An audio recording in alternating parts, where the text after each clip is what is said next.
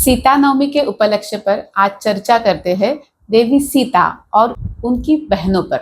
सीता स्वयंवर में देवी सीता का विवाह श्री राम के साथ निश्चित हुआ। साथ ही लक्ष्मण, भरत और शत्रुघ्न इन तीन भाइयों का विवाह उर्मिला, मांडवी और श्रुतकीर्ति इन तीन बहनों के साथ संपन्न हुआ। यहाँ सूर्यवंशी और चंद्रवंशी इन दो महान कुलों का संगम हुआ है। अयोध्या में कौशल्या, सुमित्रा, कैकेयी तीनों माताओं ने अपनी तीनों बहुओं का बड़े प्रेम और आनंद से स्वागत किया।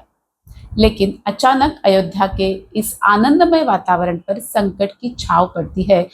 चारों बहनों के लिए परीक्षा की घड़ी आ जाती है। माता पिता द्वारा दिए गए संस्कारों के बल पर चारों बहनें अपना संपूर्ण दायित्व निभाती है। माता कौशल्या माता सुनैना के समक्ष चारों बहनों की प्रशंसा करती है। प्रस्थान के समय माता सुनैना तीनों बेटियों को प्रोत्साहित करती है और वनवास समाप्त होने के बाद मिथिला आने का निमंत्रण देती है।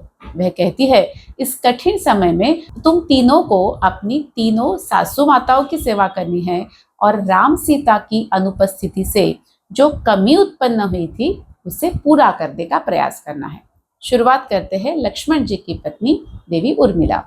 जब लक्ष्मण जी प्रभु श्री राम के साथ वनवास के लिए निकले, तभी रात के समय निद्रा देवी प्रकट हुई और लक्ष्मण जी से सेवा का आग्रह किया।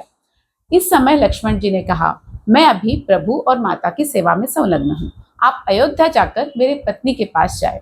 ऐसा कहते हैं कि उर्मिला ने अयोध्या में रहकर स्वयं और अपने पति दोनों की नींद को साध लिया।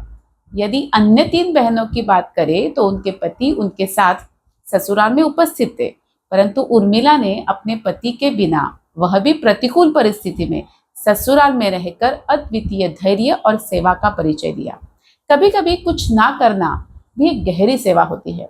उर्मिला के लिए उस समय केवल अयोध्या में शारीरिक रूप से उपस्थित रहना ही आवश्यक था और निद्रा देवी उनकी सहयोगी बनी।